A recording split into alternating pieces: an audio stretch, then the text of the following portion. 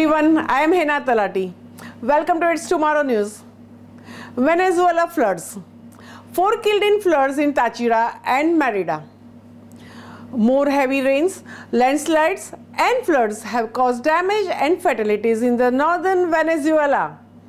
According to the government figures, almost 100 people have now lost their lives as a result of heavy rains in the country over the last few months. The state government of Tachira in Venezuela reported heavy rain from around 11 November 2022.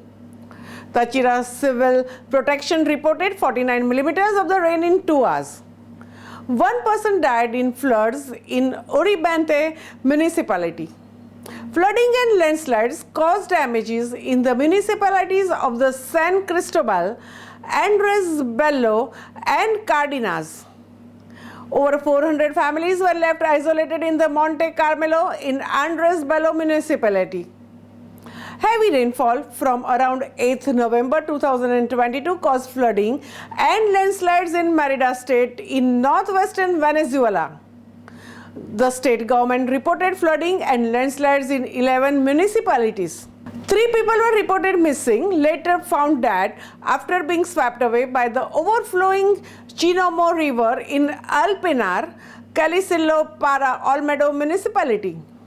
Flooding in other areas of the municipality forced at least 315 families to evacuate their homes.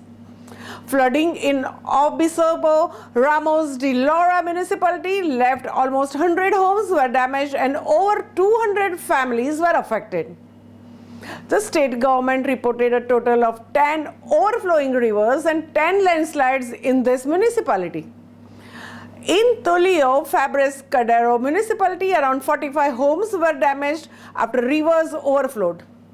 According to the figures from the government of Venezuela, a total of 93 people have lost their lives as a result of heavy rains in the country over the last 4 months. A total of 14,000 homes have been damaged. The flooding has resulted from the heavy rain over the areas with full catchments and soil still saturated by 2 years of the wet La Nina summers.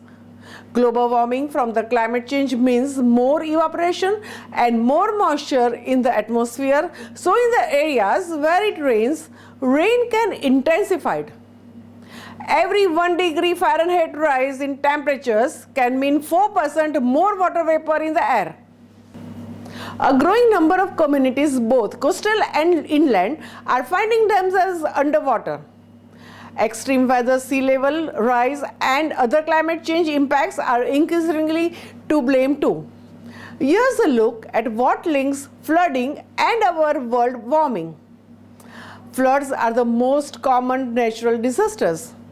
As global warming continues to exacerbate sea level rise and extreme weather, our nation's floodplains are expected to grow by approximately 45% by century's end. Here's how climate change plays a role in flooding and how we can better keep our heads above water. Flash floods can happen anywhere, although low-lying areas with poor drainage are particularly vulnerable. Also caused by the dam or levee breaks or the sudden overflow of water due to a debris or ice jam, flash floods combine the innate hazards of a flood with speed and unpredictability and are responsible for the greatest number of flood-related fatalities. Connecting climate change to floods can be a tricky endeavor. Not only do myriad, weather and human-related factors play into whether or not the flood occurs, but limited data on the flood of the past make it difficult to measure them against the climate-driven trends of the flood today.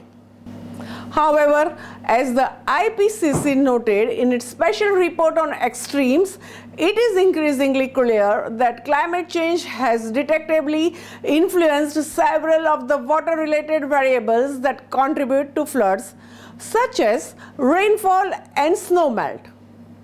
In other words, while our warming world may not induce floods directly, it exacerbates many of the factors that do.